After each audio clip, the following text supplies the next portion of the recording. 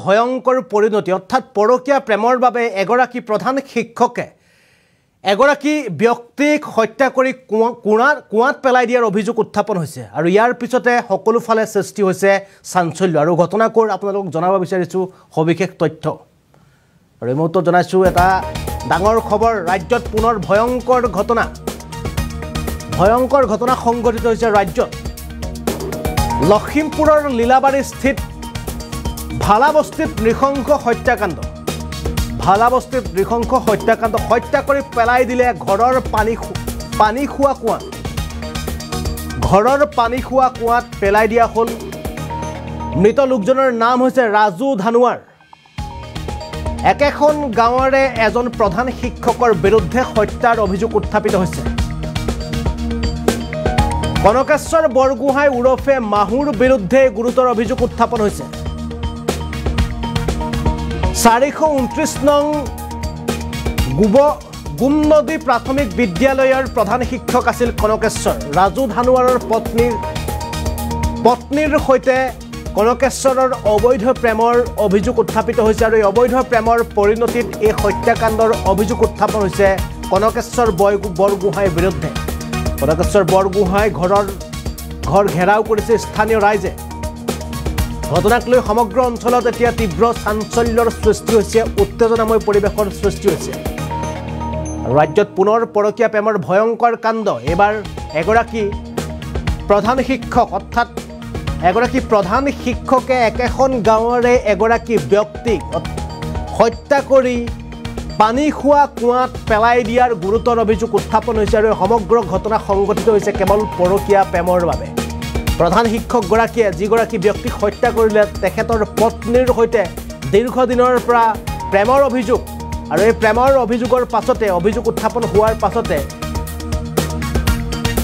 যিগৰাকী প্ৰধান শিক্ষক আছিল এইগৰাকী প্ৰধান শিক্ষকে প্ৰেমিকাৰ স্বামীক হত্যা কৰি পানী খোৱা কুঁৱাত পেলাই দিয়াৰ অভিযোগ উত্থাপন হৈছে আৰু পানী খোৱা কুঁৱাত হত্যাৰ বলি হোৱা ব্যক্তিগৰাকীৰ মৃতদেহ উদ্ধাৰ হোৱাৰ পাছতে এতিয়া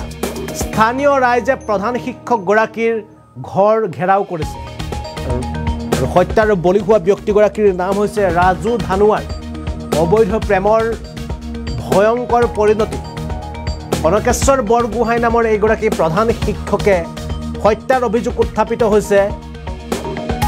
ৰাজু ধানুৱাৰ নামৰ এগৰাকী ব্যক্তিক আৰু ৰাজু ধানুৱাৰৰ পত্নীৰ সৈতে প্ৰধান শিক্ষকগৰাকীৰ দীৰ্ঘদিনৰ পৰা প্ৰেমৰ সম্পৰ্কৰ কথা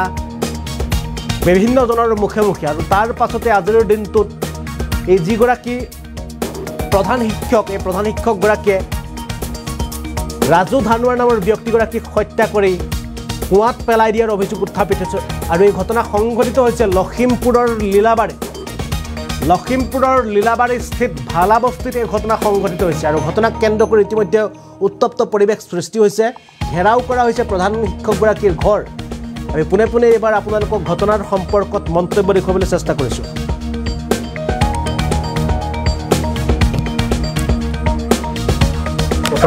আৰু সুচৰাই অনাৰ স্পটো এতিয়ালৈকে আছে আমাৰ সেই বুলি আমি তাক সন্দেহ কৰোঁ আগৰ পৰা কি কাৰণে মাৰিছে সেইটো গম পাওঁ সন্দেহটো হৈছে মানে কি কাৰণে সন্দেহ হৈছে আগৰ পৰা ইয়াৰ মানুহজনীৰ লগত তাৰ খেলি মেলি আছিলে আমি ৰাইজে এবাৰ আহি পেলাই বুজাই পেলাই গৈছিলোঁ আমি বুজোৱা স্বত্তেও সিহঁতৰ এইটো চলি আছিলে তাৰপিছত এতিয়া যিটো মানুহটো মৰিলে আমি এইটো মাদাৰ হয় বুলি আমি ভাবোঁ তাৰ বাগানৰ পৰা মানুহটো চোচৰাই আনিছে আৰু চোচৰাই অনাৰ স্পটো এতিয়ালৈকে আছে আমাৰ সেই বুলি আমি তাক সন্দেহ কৰোঁ আগৰ পৰা কি কাৰণে মাৰিছে সেইটো গম পাওঁ সন্দেহটো হৈছে মানে কি কাৰণে সন্দেহ হৈছে আগৰ পৰা ইয়াৰ মানুহজনীৰ লগত তাৰ খেলি মেলি আছিলে আমি ৰাইজে এবাৰ আহি পেলাই বুজাই পেলাই গৈছিলোঁ আমি বুজোৱা স্বত্তেও সিহঁতৰ এইটো চলি আছিলে তাৰপিছত এতিয়া যিটো মানুহটো মৰিলে আমি এইটো মাদাৰ হয় বুলি আমি ভাবোঁ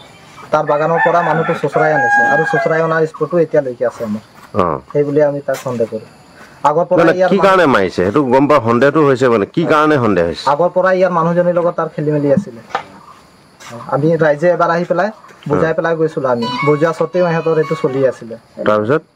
তাৰপিছত এতিয়া যিটো মানুহটো মৰিলে আমি এইটো মাদাৰ হয় বুলি আমি ভাবোঁ